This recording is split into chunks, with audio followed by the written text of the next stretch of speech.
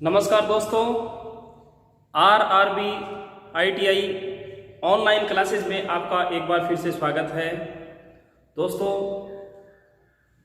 हमने पिछले वीडियो में आपको बताया था जो प्रतिरोध का यानी सिस्टम है उसके बारे में और ओम के नियम के बारे में। तो दोस्तों, वीडियो स्टार्ट करने से पहले मैं आपको बताता हूँ कि हमारे यानी YouTube चैनल पर यानी आपको फर्स्ट ईयर की जो क्लासें हैं वो दी जा रही है, उसके साथ साथ हमने सेकेंड ईयर की भी क्लासें स्टार्ट कर दी हैं। तो जो सेकेंड ईयर के यानी विद्यार्थी हैं, जो प्रशिक्षणार्थी हैं, वो हमारा यानी चैनल सब्सक्राइब करें और हमारे द्वारा जो बताए गए यानी जो अध्याय है जो जिनके बारे में हम जानकारी दे रहे हैं, अगर आपको अच्छा लगे तो उनको लाइक करो और शेयर भी करो। और अगर आपका कोई सुझाव हो वो भी हमें कमेंट बॉक्स में यानी लिख के दें कि ताकि हम यानी कुछ अच्छा कर सकें। तो ज़्यादा समय ना लेते हुए आज अपने यानी टॉपिक पे आते हैं। टॉपिक ये है कि जो डीसी परिपथ एवं संबंधित नियम है, इस अध्याय के अंदर हमने सरल जो परिपथ था, सरल प्रकार के जो डीसी परिपथ था उसकी यानी ओम की जानकारी तो हमने ले ली थी, लेकिन आज जो है वो करेंगे अपने जटिल नियमों की यानी जटिल जो परिपथ है उनकी जानकारी, यानी डीसी जटिल परिपथों की जानकारी लेंगे। तो इसमें सबसे पहले जो आता है वो है किरचॉफ नियम।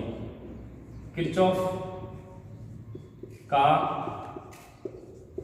नियम, ठीक है, किरचॉफ का नियम। इस किरचॉफ के नियम के यानी को सिस्टम को क्या कहते हैं, और पहले इसकी डेफिनेशन बताता हूं मैं।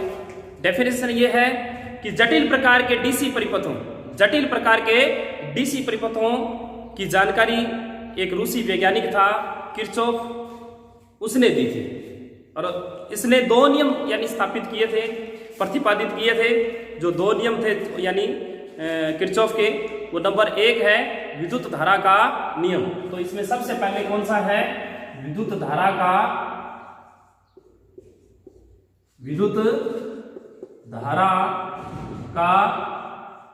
नियम, विद्युत धारा का नियम। तो ये इसका यानी मुख्य नाम है, लेकिन इसके उपनाम भी हैं। उपनाम के अंदर इनको कहते हैं नंबर 1 यानी जंक्शन का नियम, नंबर 2 संधि नियम, संधि का नियम, नंबर 3 यानी नोड नियम, नोड का नियम, नंबर 4 बिंदु नियम, बिंदु का नियम, और नंबर 5 यानी इसको केसीएल भी कहते हैं अपने, यानी किरचॉफ करंट लॉ, और नंबर 6 है संगम का यानी संगम का नियम। तो ये इसके उपनाम है, ये इसका यानी जो मुख्य नाम है। तो ये इसके उपनाम है। एक बार और देख ले, जंक्शन का नियम, संधि का नियम, नोड का नियम, ये नोड है, नोड का नियम, बिंदु का नियम, और केसीएल यानी किरचॉफ करंट लॉ और संगम का नियम, इन नामों से जाना जाता है। फिर उसके बाद इसकी डेफिनेशन पढ़ते हैं अपने, मतलब जानते हैं क्या है। डेफिनेशन ये है कि किसी यानी बंद डीसी परिपथ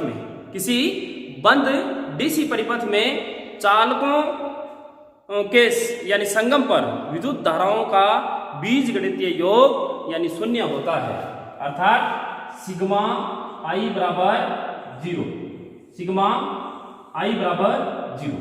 अब देखो कि एक मैं आपको यानी चित्र बना के बताता हूं, उस चित्र से क्या है आपके समझ में आ जाएगा। यानी ये कोई संगम है, यानी इसको अपने संगम कहते हैं। तो संगम वो होता है जहां यानी मिलन होता है। यानी इस तरीके से क्या है, मैंने कुछ यानी ये तीर के निशान से इनको व्यक्त किया है।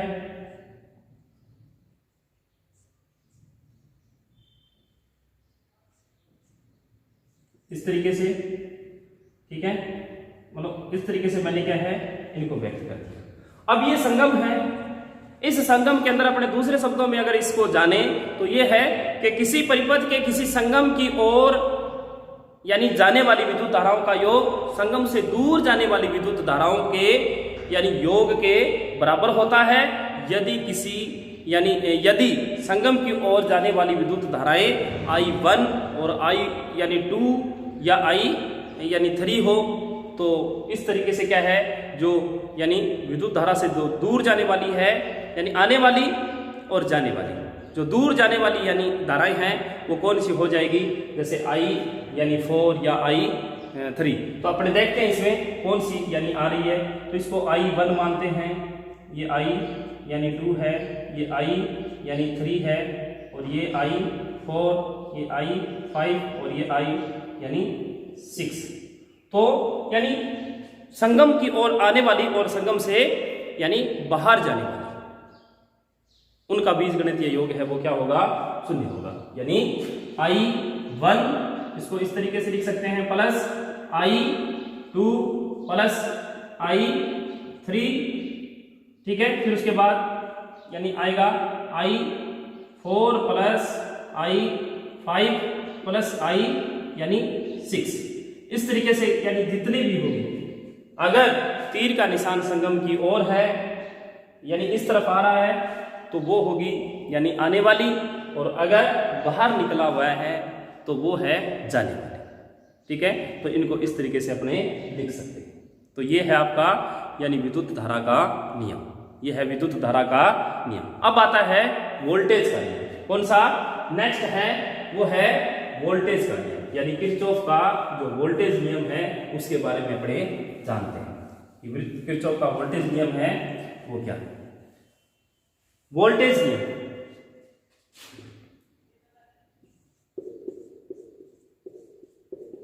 वोल्टेज का यानी नियम, इसके भी उपनाम है, इसके भी क्या है यानी उपनाम है। इसको यानी KVL कहते हैं, यानी किरचॉफ वोल्टेज का जो नियम है वो कहते हैं। फिर उसके बाद किरचॉफ का दूसरा नियम भी कहते हैं, इसको दूसरा है यानी किरचॉफ का दूसरा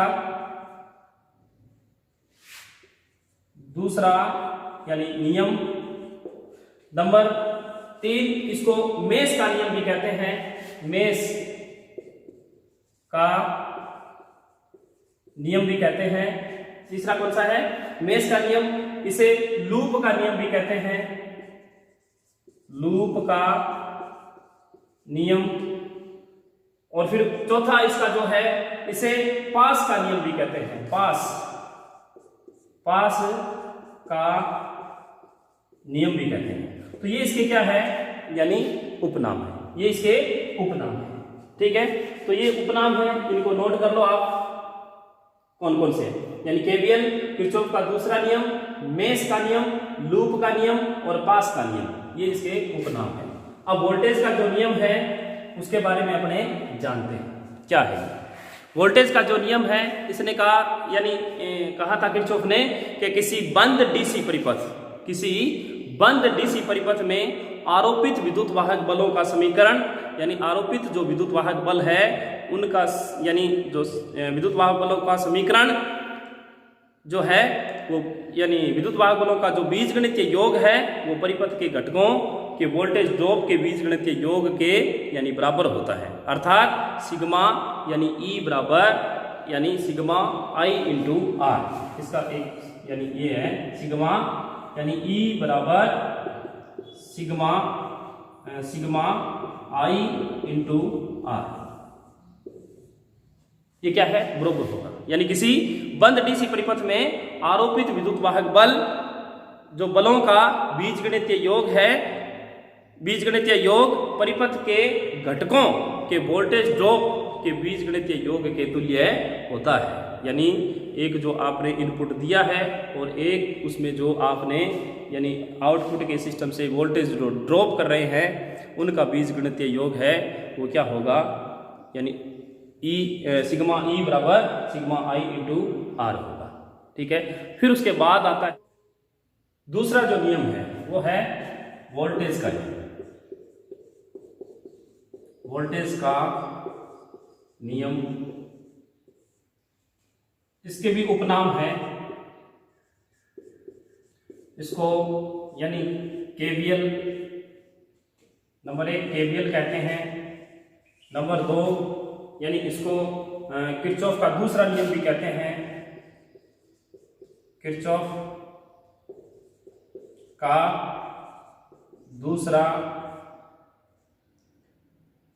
नियम भी कहते हैं, किरचॉफ का दूसरा नियम भी कहते हैं, और इसे 3 नंबर है मेश का नियम भी कहते हैं, मेश का नियम भी कहते हैं, और चौथा है वो है इसे लूप का नियम भी कहते हैं, यानी लूप का नियम भी कहते हैं। चौथा है, पांचवा है इसका, इसको पास का नियम भी कहते हैं, पास का नियम। तो एक बार और सुन लो कि इसके उपनाम है, इसको केवीएल किरचॉफ वोल्ट लॉ, दूसरा है किरचॉफ का दूसरा नियम भी कहते हैं, इसको मेश का नियम भी कहते हैं, लूप का नियम भी कहते हैं, पास का नियम भी कहते हैं। तो ये जो है जो विद्युत वाहक अपने किरचॉफ है उसका वोल्टेज का नियम है, ये किरचॉफ का यानी वोल्टेज का नियम है। तो ये किरचॉफ वोल्टेज नियम है। फिर इसकी जो डेफिनेशन है वो मैं आपको बताऊंगा कि डेफिनेशन यानी इसकी कौन सी है। वो देखो कि वोल्टेज जो नियम है किसी बंद डीसी परिपथ में आरोपित विद्युत वाहक बलों का यानी जो बीजगणितीय योग परिपथ के घटकों के वोल्टेज ड्रॉपों के बीजगणितीय योग के तुल्य होता है। एक बार और सुन लें कि किसी बंद डीसी परिपथ में आरोपित विद्युत वाहक बलों का बीजगणितीय योग परिपथों के यानी परिपथ के घटकों के यानी वोल्टेज ड्रॉपों के बीजगणितीय योग के तुल्य होता है। अर्थात सिग्मा ई बराबर सिग्मा आई इंटू आर होता है। यानी जो आरोपित वोल्टेज है और जो घटक है वो यानी जो वोल्टेज ड्रॉप कर रहे हैं, ठीक है, वोल्टेज की जो खपत कर रहे हैं, ये क्या है, यानी वोल्टेज ड्रॉप के तुल्य होता है। ठीक है, तो ये है। फिर उसके बाद यानी आता है इसका उपयोग करने का नियम, इनके उपयोग करने का जो नियम है वो कैसे है। तो उपयोग करने का जो नियम है वो मैं आपको बताता हूं। तो किरचॉफ नियमों का उपयोग, एक बार साफ कर देता हूं इसको। किरचॉफ नियमों का यानी उपयोग, इस यानी परिपथ जटिल परिपथ है, जो नेटवर्क है, इसमें विद्युत धाराओं की गणना करने के लिए किरचॉफ नियमों का उपयोग निम्न प्रकार से अपने कर सकते हैं। जो यानी नंबर एक सुन लो कि सर्वप्रथम परिपथ की शाखाओं में विद्युत धाराओं का वितरण है वो तीरों के द्वारा, यानी I1 I2 I यानी 3 है, इनको तीरों के द्वारा प्रदर्शित किया जाता है। इनको तीरों के द्वारा इनको तीरों के द्वारा अपने अंकित करते हैं। ठीक है, फिर उसके बाद के परिपथ के किसी संगम की ओर जाने वाली विद्युत धारा, यानी जैसे I1 व I2 हो तो दूर जाने वाली जो विद्युत धारा है वो होगी यानी I1 प्लस I2, इस तरीके से। ठीक है, तो ये इस तरीके से होगा। फिर उसके बाद जो है कि जिन विद्युत वाहक यानी स्रोतों के कारण धारा प्रवाह यानी दक्षिणावर्त दिशा में हो तो वो धनात्मक कहलाता है, अगर वो वामावर्त दिशा में यानी एंटी क्लॉकवाइज हो तो वो ऋणात्मक कहलाता है। यानी इनका जो सिस्टम है वो अगर इस तरीके से है तो ये क्या है, यानी क्लॉकवाइज, और ये हो गया एंटी क्लॉकवाइज। ठीक है, तो ये माइनस और ये प्लस, यानी ये धनात्मक और ये ऋणात्मक। ठीक है, इस तरीके से होगा। और इनको अपने जो दक्षिणावर्त धारा के वोल्टेज ड्रॉप को अपने किस तरीके से लिखेंगे, यानी प्लस। ठीक है, इसको अपने लिखने का जो तरीका होगा वो कैसे होगा, प्लस आई वी ई, और जो ऋणात्मक है उसको यानी कैसे लिखेंगे, माइनस यानी आई वी ई, यानी इस तरीके से लिखते हैं। ठीक है, तो ये इसका उपयोग करने का यानी सिस्टम है। फिर उसके बाद के विद्युत वाहक बलों के समीकरणों, विद्युत वाहक बल के यानी बलों के बीजगणितीय योग को यानी वोल्टेज ड्रॉप के बीजगणितीय योग के बराबर रखते हुए यानी परिपथ की प्रत्येक जो समीकरण है, शाखा की वो समीकरण है वो बनाएं, और फिर उसके बाद है जो समीकरणें जितनी है उनको हल करके उनका मान अपने निकाल सकते हैं। फिर आता है अपना नेक्स्ट किरचॉफ नियम के बाद आता है व्हीटस्टोन ब्रिज। व्हीटस्टोन जो ब्रिज है वो क्या चीज है, व्हीटस्टोन ब्रिज नेक्स्ट जो टॉपिक है अपना, व्हीटस्टोन यानी ब्रिज। ये क्या है, ये भी एक वैज्ञानिक था, व्हीटस्टोन नामक एक वैज्ञानिक ने 4 प्रतिरोधकों को यानी संयोजित करके एक विशेष प्रकार का क्या है परिपथ तैयार किया था जो व्हीटस्टोन ब्रिज कहलाया। और इस सिद्धांत का उपयोग यानी पोस्ट ऑफिस बॉक्स नामक उपकरण में अज्ञात मान वाले जो प्रतिरोधक है उनका मान याद करने के लिए किया जाता है। उसने क्या है, जैसे 4 प्रतिरोधक ले लिए, पी, उनका नाम मैं बताता हूं, पी, क्यू, आर और एस। इनको इस तरीके से यानी मतलब उसने जोड़ा, 1 2 3 और 4, यानी इस तरीके से इनको जोड़ दिया।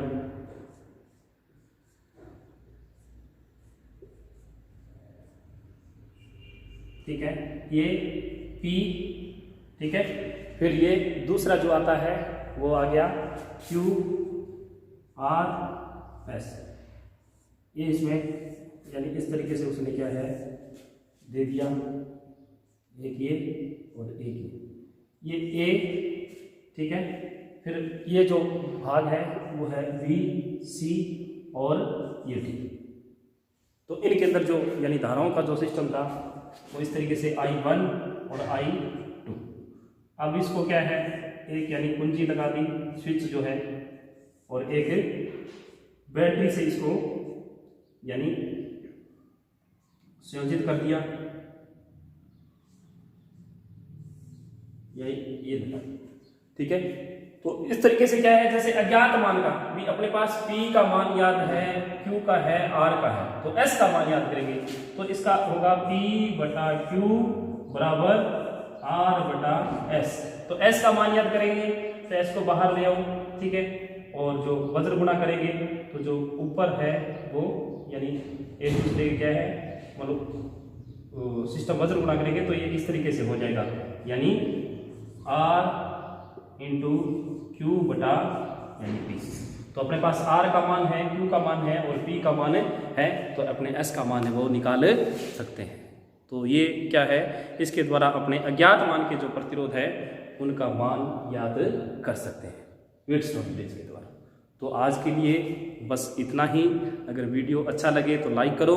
ठीक है, आगे जो अपना कंटिन्यू यानी चलता रहेगा, वीडियो देखते रहें ताकि आपकी जो तैयारी है वो अच्छे तरीके से होती रहे और आप अच्छी अच्छी यानी चीज़ों के बारे में जानो, ताकि आपकी जो ये रिवीजन की क्लासें हैं वो हम संपूर्ण कर पाएँ। ठीक है, घर में रहें, स्वस्थ रहें और कल फिर मिलेंगे अपने। तब तक के लिए नमस्कार, जय हिंद।